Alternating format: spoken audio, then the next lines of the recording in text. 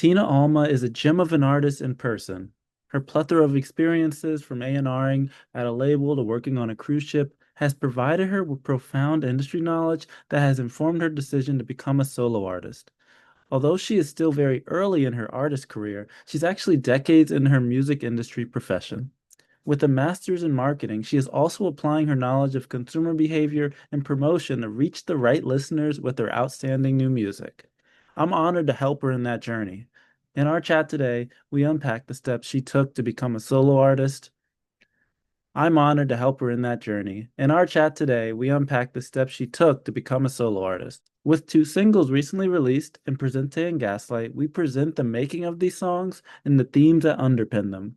We also explore the songs on Tina's playlist these days, AI, supporting the art, and so much more. Tina is a ray of sunshine, and your day will get better by letting her presence into it one way or another. Enjoy.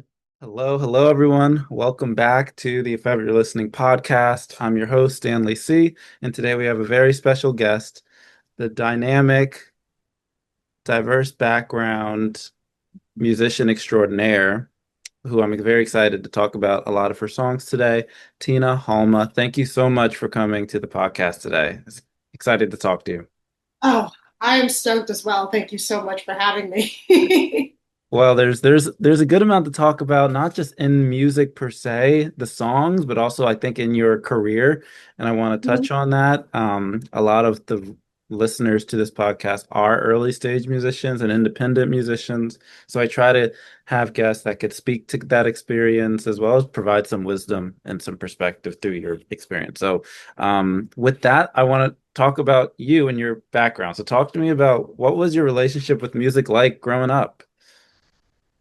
You know, as a kid, I always appreciated it. I was this little girl, uh, the youngest of three, sneaking into my older brothers and sisters' bedrooms and listening to CDs that were probably not proper for somebody who's like 8 years old at the time, but I had to, and that's where it started. So I demonstrated an appreciation for it since I was a kid, and I do remember going into my parents and saying, "Hey, I kind of want to do what I've been hearing those people are doing." So I enrolled in early piano and guitar lessons as a kid, and I went on with it from a very early age. And my interest for music had always been there since I was a kid. And even through the teenage years, I started supporting uh, indie musicians in the local scene, going to their concerts. Even through my college days, I went more into the administrative and business side of things. So I was always amongst creatives. I even think about when I took a leap and going into the cruise ship industry, which is part of my background as well. I was surrounded by a lot of creative people. There's phenomenal musicians on board, as well as dancers and really, really, really diverse and creative people. But at that time, I feel like I was just not quite ready yet to let myself fully be, Mhm. which I think is another important point to talk about. How every artist has to go through their process. Like you're almost close. Like I was in the industry side, even in New York City when I was at the labels and all this stuff, but I wasn't like demonstrating what really was coming out of me. Mhm. And I think it's respectful to let everybody go through their own process. Seriously, no, I 100% agree. And I think starting from the business side and then going to the artist side, the front-facing side, it provides you with a unique perspective. Can you talk to me about when did you start to want to find your voice as a musician rather than being a part of the industry from the business side? I'll tell you in complete transparency. Yeah. Uh, you know, being in the business side of things, I'm grateful for Mm. because as you mentioned, it gave me an in-depth understanding of how the ball rolls and how the game works. Uh, but what really motivated me to finally just let myself be an artist and show my artistic and creative side, came from personal experience. Hmm. What I mean by this is I had to go uh, through certain, let's say, trials, tribulations, let's call it general, we all go through our different motions in life. Um, and I think that's what catapulted into this sort of like, I'm having an identity crisis right now, and I really need to sit down with myself, like being completely honest, and let myself be. And I think that happens to a lot of people, generally speaking. Like it gets to a point where you realize, generally speaking, again, why am I doing things that aren't necessarily what I want to do? Is it because of what is expected of me? Is it perhaps the fear of not being understood? Why am I surrounding myself with all of these things that I enjoy, but I'm not really going through with it? Right. So I had to go through that little bit of a what is going on? Mm. Why are these things happening? Uh, and I had to sit down with myself and come into this like realizing point, this mini epiphany, let's call it, right? Of Hmm. being it's because you're not allowing yourself to be the fish that you are in your waters, right? And I think it's so important, and this goes to any artist out there as well, or any music lover or any person, to authentically allow themselves to be themselves because you just owe it to yourself. Hmm. You owe it to yourself. Amen. Amen to that. And thank you for sharing that piece of the story, Tina, because I think that part kind of gets overlooked a lot of the times when we first hear the music. We think, okay, they already know themselves. That's why they're making music, but it takes a while to get to that point as a musician. So that's kind of the impetus to your musicianship as an artist. Tell me about who are some of your influences to maybe your sound. Like, who were you listening to growing up, and at the time when you were starting to make music, who were you influenced by? As a kid, um, I laugh about this. I remember this little girl who went into her brother's bedroom and she found a Prodigy album. Oh, Prodigy. yeah. Yeah, and a little girl listening to Prodigy. Like, come Was on, you know what I mean? not But expecting I it. was. Yeah. And I had no idea what they were talking about. I was just, I remember just jumping up and down on the bed with the headphones on, Hmm. listening to things that I didn't understand. But I just remember that at that point, that percussion and that just it blew my mind, right? Yeah, parental advisory. That's what I said. But I didn't even know what that meant back then. So I was just like, no, this is just a CD. blame my older blame my older siblings, right? For Yeah. not locked in their rooms. Um, but of course, as I went growing up, um, and being also in the label side of things, um, I was able to dwell into the A&R aspect of things, which I'm grateful for because I got to listen to so many different artists Hmm. uh, before, even some of them before they became they are, and I got to see that evolution process, right? Uh, but just to name, a few of the ones that have inspired me at this point, Janelle Monáe. Oh my goodness, Janelle Monáe is incredible. I Yeah. love how she blends so many different genres. Like I Yes. listen to her music and I feel like it's theatrical, but at the same time it's soulful Hmm. and it's beautiful. Florence and the Machine. This Yeah. is another incredible artist that I love. One of the things that I love the most about her is her incredible ability to mix vulnerable lyrics with this like upbeat um, kind of rhythm and Hmm. percussion as well, and how she's some of her songs sound experimental at some points, but at other times they sound electronic. Like I love artists who weren't afraid to just make music, Yeah. right? Um, those are two female artists that I'm heavily, influenced by. Um, Jamiroquai, Mm-hmm. Jamiroquai too. I love his funk. I love that the same electronica touch with funk and genre blending.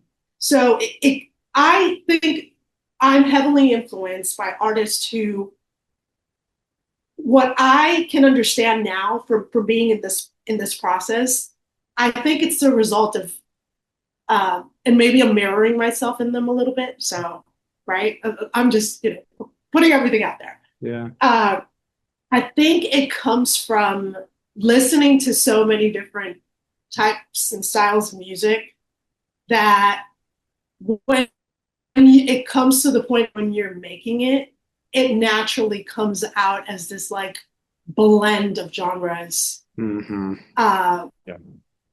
and that's what I think that's where I think I'm headed, and that's what I admire from the artists that I just mentioned. Well, I think you transitioned us very well to my next question, which was going to be about Presente and Gaslight, your two singles, because I was going to say what you guys do share is dynamic production, a fearless approach to music. It's very genre fluid, but it also is vulnerable in its own way. And but you kind of feel, even though it's vulnerable lyrics, you feel empowered listening to it. I think I really like how you phrase that, because that's a very hard balance to make. Talk to me about making those songs, and what do you want the listener to get out of those two singles? All right, let's start with Gaslight, which is the English song. Hmm. Um, when it came to Gaslight, when I was making it, right, I started playing with the idea again of just making music. Mm. I wasn't necessarily thinking about this is going to be heavily electronic. I knew that there were going to be electronica elements to it because it was made in a production in a DAW program, right? But I just wanted to base it off of selecting sounds that would tell the story of what inspired Gaslight to be written, without being way too specific. I'll go back to that point of, as I mentioned with Janelle Monáe, right? Like one of the things that I love about her is her theatrical sense. Mm. I wanted it to have a sort of cinematic feel to it. Uh, so I did, there was that touch, but I didn't think of a specific genre. I Mm. was just basing off of those elements when I was producing it. And it's entirely a self produced track.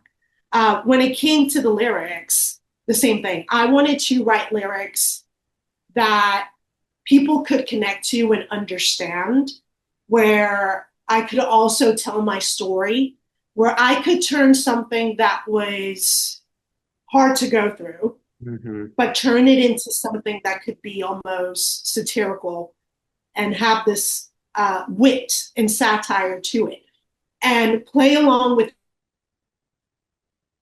like, uh, yeah, I'm being vulnerable because I'm talking about something that, ouch, right? That was tough to go through. But at the same time, uh, here it is. Here's something that uh, I can write in a way that is almost kind of like burlesque, cinematic, and turn it into something powerful. So Mm. I think it's, I was hopping between those two poles.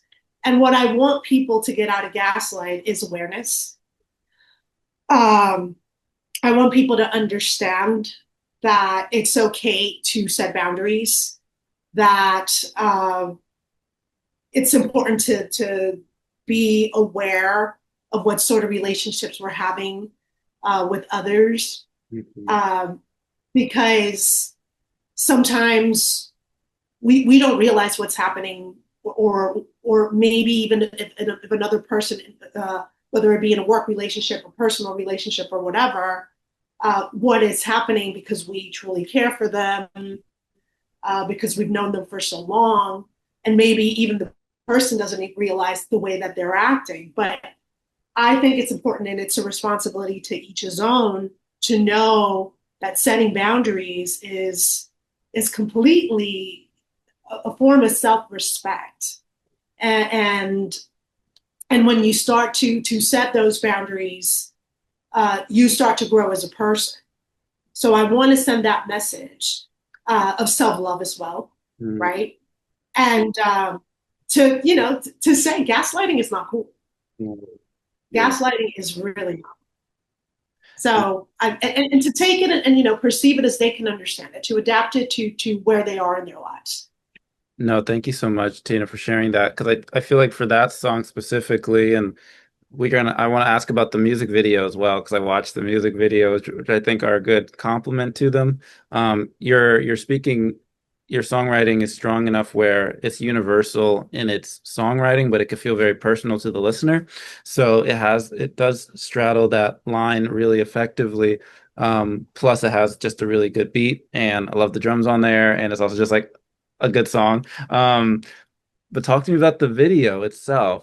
There's some really cool technological advancements you're kind of incorporating into making it. I'm like, how does she even make this? There's alleyways, there's supernatural things going on. There's a lot. It's probably not helpful the way I'm describing it right now, but hopefully it makes you want to watch it because it made me also think about the song a little bit differently. But talk to me about what was your vision making the video and what did you want people to get from the video apart from the song? Okay, thank you. that was that was awesome. Um, so what I wanted to do with the video again was to play on that satire touch. I think many artists, now being on this artistic side and understanding it, we we kind of put a little stinger and a punch and a pun Hmm. to our story without giving it away. Mm. So I'm going to tell you this, and I haven't really, gone all out, but I'm going to tell you a little personal anecdote of what inspired it. Yeah. Um, the person who inspired this song and those events was heavily into that world. Hmm. Uh, this was a person who was really into the fantasy, the sci-fi, uh, those sort of, let's say, hobbies. Hmm. Nothing wrong with that. Everybody can enjoy it. Hey, whatever floats your boat, Yeah. right? But how it ties to my story, Mm. uh, I wanted to put that in there because it ties to my story, Mm. right? Um, so that's a little personal anecdote.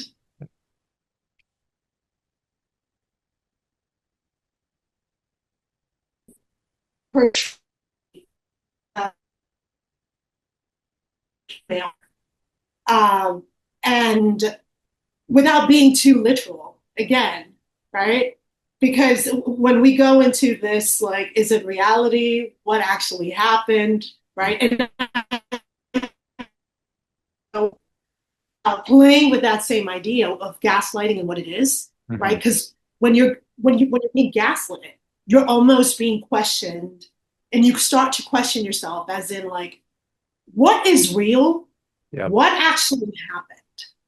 So it was all of that. It was Ah, right. I Do you see where I'm coming with yeah, I all of see that? it. I What see is it. real? What is fantasy? It's good. Uh, you know what I mean? That singer, and it ties to my personal story. It's not all about just making a cool video. No. No, no. I knew there was something else going on. I couldn't put my finger on it. Watch the video, guys. That is Gaslight by Tina Halma, but we have another song. We have a Thank you. Spanish song, has like a Latin trap feel to it, but there's also other productions going in there. I actually like this one a little more. I like Gaslight, but I think this the musicality of this one, I was playing that this morning a lot.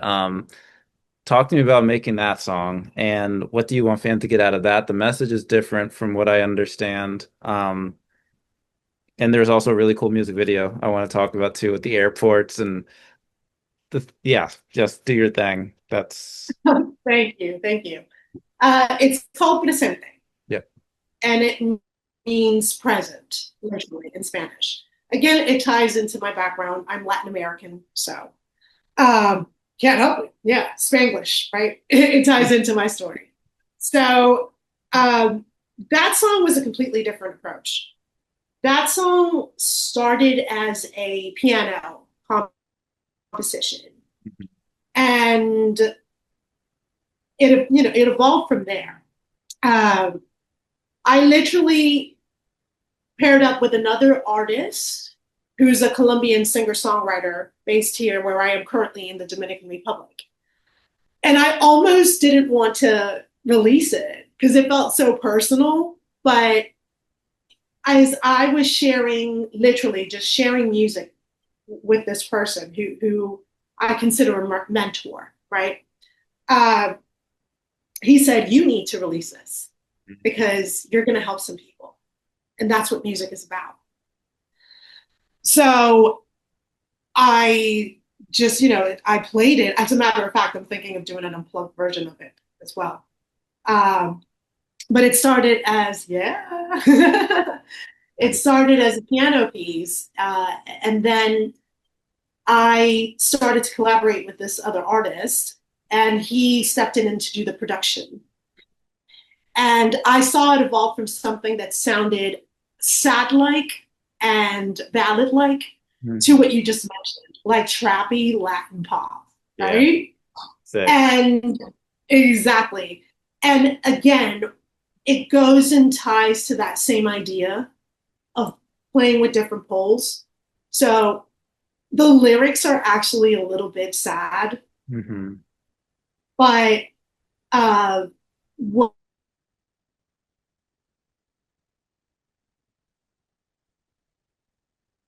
we things that I had gone through without playing victim, right? Just literally letting things out, being in the moment and healing from it, and sharing this kind of like again point of vulnerability yet strength that you can rise from all of that, and that it's okay. You're not the only one.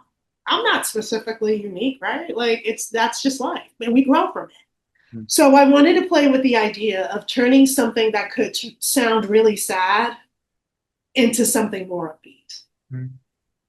If the lyrics are sad, why don't I make the beat a little happier? Right? Why not? So that's sort of how it went. And what I want people to understand from it, from my perspective, is uh, to remember that all we have is right here and right now, this current moment, and that sometimes our mind can play tricks on us and bring us back to the past. And it's legit feelings, what we went through, right? We may be worried if we don't know what is coming.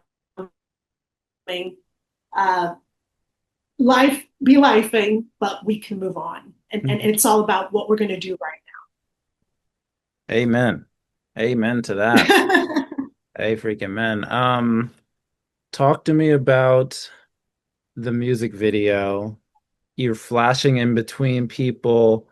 You're in it too, which is fun. And there is like an airport destination, but you're not just at the airport. You're in other places. You're in space. You're in other spots. Talk to me about how that overlays with the theme that you've just described, because it grabbed me as well. Where I'm like, I watched it a couple times. It's really really cool the way it was created and developed. So thank you for working on that. Yeah, talk to me about the process for that and what was the vision. I wanted to do the same thing, tell my story without being overly direct. Mm-hmm. And I wanted people to think. That's one of the cool things I think about being an artist now is I think true artists lead people to think, incite thinking. Yeah.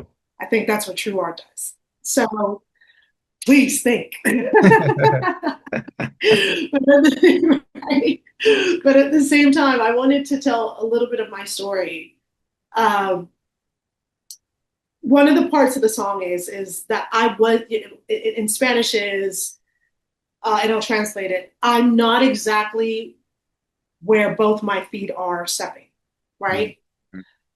Um, Part of my story in my life was being a global sailor for many years. I touched upon that earlier on. I'm grateful. I met people from all over the world, met some incredible people when it came not just to the crew, but also guests. Uh, and part of that lifestyle involved literally hopping on airports, being called, uh, hey, can you come and cover this? We need you for this contract. We need you on this ship. We need you here and there. And it was a hectic lifestyle. Time zone differences. Sometimes I remember when we were doing transatlantic voyages, I was like, literally 1 week ago, I was in European time, and right now I'm in, Atlantic time. Like my, ooh. Yeah. Uh, so I wanted to bring in that story of how my life was, Mm. and also how that tied to me not allowing myself to be fully aware and always running and not present. And it goes again to that point. I wanted to tie in this global perspective, tell a little bit of my story, show appreciation for diversity, throw in a little bit of that touch of madness Yeah. as Yeah. well, and have people decipher um, that metaphor that I'm trying to sort of get across when it comes to like, are you traveling between thoughts Mm. or are you in one destination, so to speak? So cool. So cool. Check out the music video for that, guys. That is Presente. I definitely felt mad listening to it and watching it, I should say. Listening to it, I felt good. But then watching it, I'm like, I feel crazy. And like, is this normal? Like, is this what she was trying to get me to think? But that's so, so important, what you just said. For my next question, you're also a great supporter of the arts through organizations like Padella and Rudosa. Talk to me about kind of what motivates you to support these specific organizations. Why did you choose these two and others? And what's the impact of the work that you've seen? Thank you so much. Purpose. Mm. I'll answer with that. Purpose. And also, through the experiences that I've gone through, part of what I have learned is that instilling community and service is what has transformed and changed me to become a better version of myself. And it's an ongoing process. I'm still a work in progress. But when I when I give service, when I start um, giving a little grain of sand to make a difference, I start to feel as if I have a purpose. Yeah. And I feel like that's a void that a lot of us perhaps try to fill with different things. Yeah. Um, and I will say this, I started to see the difference in my life the minute that I turned around.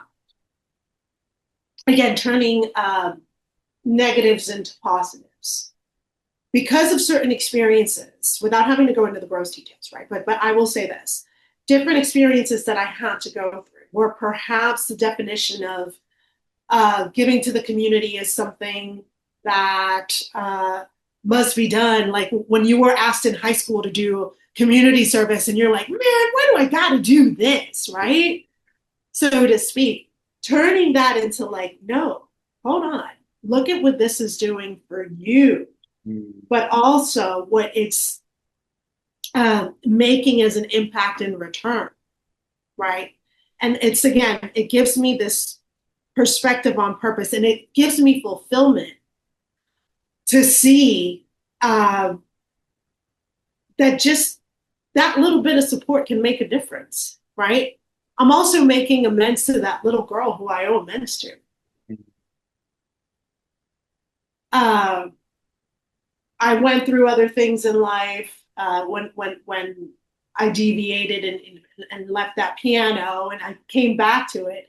So now, why not help little kids so that they can stick around to it, even if their lives go into different, right, careers, but they still instill that musicality and how it will change their lives. So I support organizations like FestiBand, which is helping youth in the Dominican Republic through orchestra. Uh, I just posted on my Instagram. I found another one, which is for bachata genre in the North Coast, and I fell in love with seeing these little kids playing bachata and little girls with the guitars in their hands, and I'm just like, this is awesome, Yeah. right? Um, and with Ridosa, to be fair, it was sort of reciprocal because they showed me so much love Um, before I even started to get heavily involved with them. Before my release, they were in contact with me and said, "We're going to promote your song in our platform."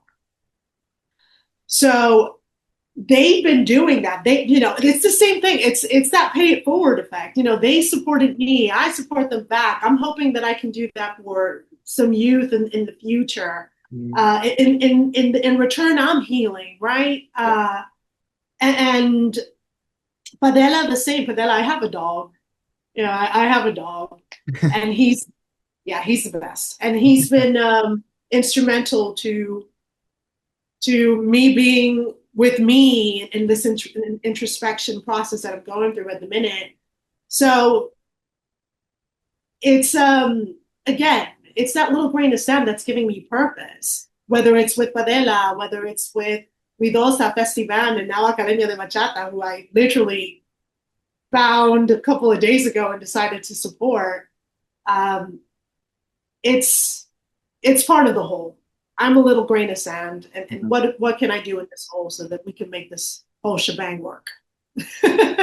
Phenomenal, phenomenal. And you're so right. The more you give back, the more it comes to you as well. Like you are getting something back. It's like feeding your soul, feeding that purpose that you're talking about. So thank you for doing that. That's amazing. For the music, people who are loving this music, myself included, is there more down the pipe? What does 2026 look like for Tina Halma on the fall or in the summer? Are we getting more music? Are we getting more music videos? Or do we have to stick with these songs for a little longer? What's the plan? I will say this. Um, During this week, I was in the studio. Ooh. Um, I've got what I like to call pieces of the puzzle Mhm. that I usually in my artistic process I just throw out there Yeah. to later on pick up, put together. Because this is here's to the artist as well. Inspiration comes at any time. Send yourself a voice note if you need to. Write it down. Text yourself. Whatever comes to mind. Do it, and then you'll build on it. Yes. So right now I'm playing with all of those little puzzle pieces. I was also in the studio this week as a result of taking this initiative again. And I will say this to anybody who's, as you mentioned, this podcast, a lot of music lovers and aspiring musicians listen to it. And ever since I took this initiative to finally launch what I had been suppressing for so long, I'm talking with you right Mm, now. And the same thing applies. Other people start to come into your life. Who yes. are these other people? Other musicians, other producers, right? Yes. And I had to have a conversation with several people to match the energy to see who the collaboration was going to be with. So Mhm. right now, I'm in the studio. I'm collaborating with some other artists, whether that's producers, right? Mhm. Um, and all of this. And I'm working on some puzzle pieces that I need to build together. And it's looking like it's going to be coming out. You don't rush art, right? No. If you're making genuinely, right? Yeah. But how things are going along, stay tuned for the next couple of weeks. Oh, that's quicker than I thought you were gonna say. All right, now it's getting exciting. Um, I have 100 questions now for that. I will wait when the music comes. No, I will wait till the music comes, but I want to ask about another element of your background, which I found fascinating, is you very well educated, master's in marketing. How does that help you too? Because I do see you're a good marketer for yourself in terms of socials, in terms of YouTube, in terms of different platforms, Facebook. Um, was that helpful, or was it the your business experience, or working on the cruise ship?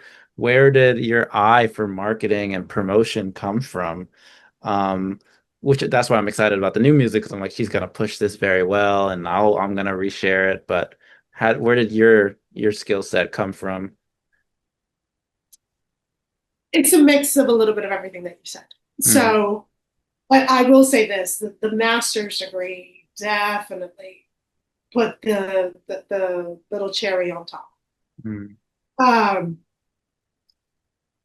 it's helpful to to have this background that I have from coming from the business side before. And I will say this as well, uh, applying it to myself now as an artist is a good testing phase because one of my visions as well is to help another artist. yeah, So, and it ties into that same concept that I was talking about before, right? yeah. And I want to do that for other artists as well because I think that's what it's truly about. Um, but yeah, a little bit of everything, being in the label side of things. Even though I was more heavily involved in the A&R, I was still around all of those departments and I got to see an understanding. Uh, the cruise ships gave me a global perspective, which I am so grateful for. Uh, and it's not just a matter of the business side of tourism and what was going on in those in that environment, but also when you hear the perspective of so many different cultures Yeah. in a closed environment, it opens up your mind. Mm, And you get all these other sort of trainings, which is part of what you have to do when you're working on board. You get these trainings when it comes to fire safety and all these things, and these things wake you up analytically, mm, right? Which is heavily, heavily a part of what marketing is. Marketing to me is one part creativity, but mainly analytics. Because if you don't understand what you're working with, then you can be as creative as you want, but where is it going to go? Where's it going to land? Right. Uh, so yeah, the master's degree in marketing put the cherry on top. Of course, it's oof. I don't want to go back to those days of dissertations. I wanted to pull every single strand of my hair. yeah, Oh, but it served a purpose. yeah. It served a purpose. Nothing's in vain, and I'm grateful that I can apply it to myself now as an artist, as a business person in the creative endeavors. And I hope that I can only take that further understanding after I've applied it to myself to help other people in Mm. their creative endeavors as well. Fantastic, fantastic. No, I feel like you are just starting. You've done so much, but we're in a new phase. The music for you. I can't wait to see the artists that you end up helping. And I'd love to bring them here and talk to them about all the great stuff that you've helped them help in terms of their sound and getting their visibility up. It's not easy. It's very, very difficult for artists to get their visibility, especially in the early days when you don't have any connections or stuff. Um, so kudos for you for having that skill set from the start of your solo music career.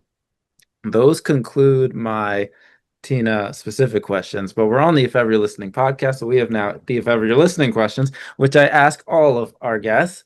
And I'm excited to hear how you answer some of these because of your background. I think you're going to give really like nuanced approach to a lot of these. The first question is about value and how listeners and music lovers who aren't musicians value musicians. And it's like the reverse is the question is what is one undervalued part of being a musician that fans and or non-musicians just generally don't fully understand about what musicians do.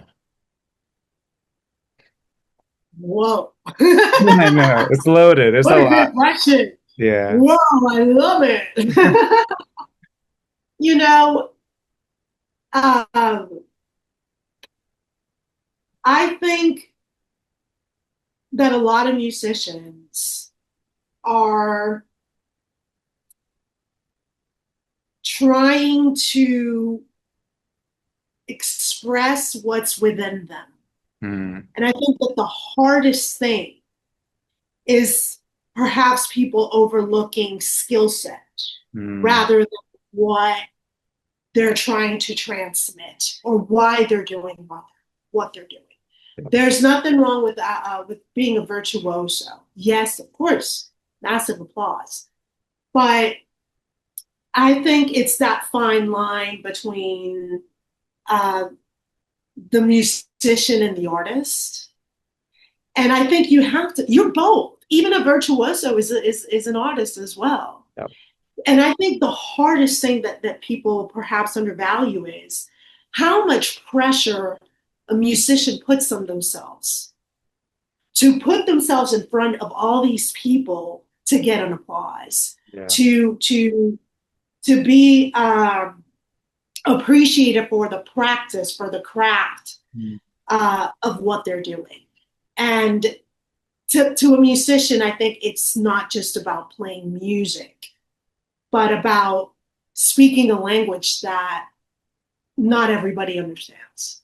No, very, very few people understand it, I think, from that side of things. So eh, love that answer. No, no comment. No comment. My second one is a more light question because I knew you were going to give a good depth, deep answer for that is what are you listening to these days? What is on Tina's current playlist in spring 2026? Whoa, that's a really good one because I literally listen to everything back from back in the day to what's going on right now. Cool. I've been listening to this girl Lola Young. Ooh, She yeah. is awesome. I love Lola. What an incredible artist. Um, she's again, she's just herself Yeah. and, incredibly talented. I love that girl. She's just her, and she's you can tell there's a lot of honesty in what she does, and I highly appreciate that. So I've been listening to a lot of Lola Young. Um, Ace of Base will never get old. Yeah. Old school movies, but every morning I need that dose of beautiful life. It just gets me going. Love that. Um, Lola Young. Um, I've been listening again just because I draw inspiration again. Santi Gold. Hmm. Um, she's she's just awesome. There's some Latin American artists as well that I've been following. Javier Mena, who I really enjoy, and some again. I think this ties to my A&R background. Emerging artists too. I love listening to things that aren't in the mainstream. Yeah. So I found I connected with this musician, and he's got a band called Von Pluma from Chile, and I love what they're doing. They're like this indie rock, and I've been listening to a lot of what they're doing. So it's a little bit of everything from old school to artists who I think are making a statement, Hmm. uh, to even artists that have what 1,000 streams, but I love them still. Oh, I expected nothing less from you. Such a diverse background in terms of your music taste, both sonically and geographically. So, and a good amount of those I've not heard of. So now you gave me some homework to do after this. So that's very, very cool.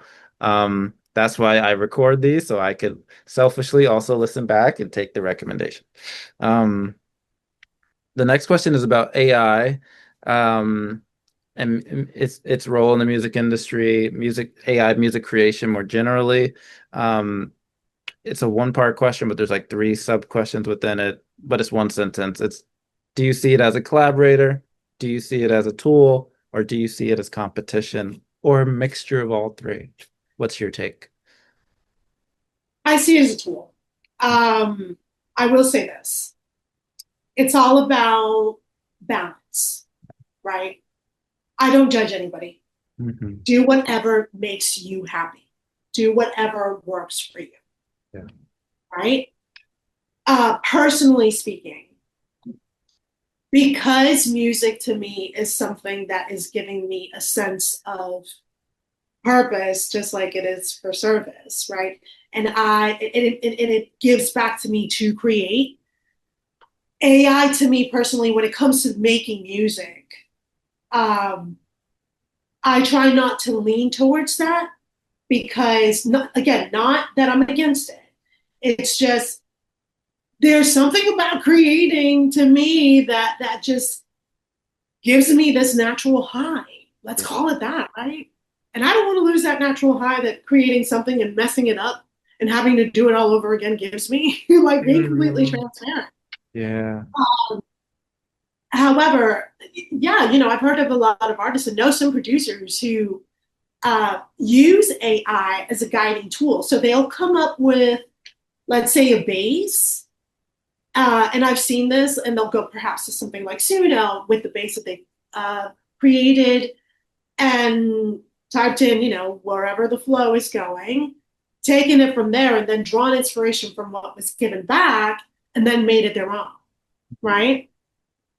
So I think it's just not getting towards any extreme. Yeah. However, I don't think that it's going to replace uh, what people do because they want to do it. Because again, it goes to that point of what I said: musicians, artists, and it goes back to that same thing about being a fish in your waters. Why do you do what you do? You don't want to lose that, right? And I don't think that people are willing to give that up and trade it off for something that doesn't give them that feeling in return, right? That's a So I think, yeah, so I think AI is going to be a tool. I don't know, the same tool that a college kid might use to write an essay, yeah. right? Help me write this essay, and then he takes a little bit of this and then rewrites it in his own verbiage, right? Something like that. Facts, facts. No, yeah, no, you're preaching to the choir. I think it's going to be a really effective tool for musicians moving forward. It's going to save you guys a lot of time with certain things that are laborious, and then allow you to actually be more creative. Give yourself more to the music, give more of your story to the songs, write more personal songwriting, um, but allow some of the other steps to maybe be helped to speed up the process. For I could feel like I could talk to you all day in terms of your story, music. I only have one more question, and it's about advice. You've been actually giving great advice throughout the interview, which is awesome. So this is going to be like maybe a summary of your advice, because you have such wealth of experience from the A&R work at the label to the cruise ship to now being a musician yourself. For that early stage musician that's in stage one of their career, maybe they're in their first year, and they all they know is that they love making music and they want to make songs and they want to have some sort of career, but they don't know what that looks like yet. It's just a feeling. What advice would you give to that person in year one? First advice I would give them is to dare to do it. Mhm. Uh, I can, this goes again to what I said, suppressing. Um, just do it. What's stopping you? And, especially nowadays, I will say this: nowadays, your music can reach anybody. Uh, yes, we still have the labels. Yes, we still have different businesses to the music. But this whole thing about being an independent artist is also a thing. Yeah, and that's what sort of I think has happened when it comes to now to the transition. I think now as an artist, you start to build your own empire, you start to build your own fan base. And then as you grow and as you evolve, then it's going to be your decision whether you're going to go ahead and go into the label side or whether you're going to stay independent. Uh, there's so many different platforms now, like I did, you know, uh, you could be with a distributor, and your music can reach the people, massive loads of people that will appreciate your craft and your art. Bandcamp as well, right? Uh, and I will say this: it's great. It's great because I feel like now, compared to what it was, where I feel like we were told what was cool or what we were supposed to hear from back in the day from watching the top 10 on TV because that's all we could access. Yeah. Now we get to determine that ourselves. And what does that mean for the artist? That means that the people that truly appreciate you for your genuine way of being are going to find you. So uh, go ahead, compose your music, record it, uh, get your copyrights. In the States, I think it's the publishing and whether it's ASCAP or BMI or PRO, you need to sort all that stuff first, right? Because you're an author, you're an artist, you're a creator. You can't be losing out on that. That's the most important part. So I'd say number one, get your PROs ready, your publishing ready, whether it's Sunk Trust, all that other stuff. Get that sorted before you launch, pick a distributor, get your music there. If you want to go independent and just upload your music to YouTube, you could even do that. Take a leap of faith. Remember why you do what you do, right? Let's not lose the let's not remember our initial why, right? Uh, and just do it because next thing you know, you'll be in a podcast with Stanley. Tina Halma, ladies and gentlemen, thank you so much for coming to the If Ever Listening podcast. This was an honor. Would love to have you back when you have new music, and keep doing what you're doing. You're doing great work, and it's making an impact. And keep pushing. Thank you so much. Thank you so much. It means everything. And likewise to you and to everybody who's tuning in. Appreciate you taking the time.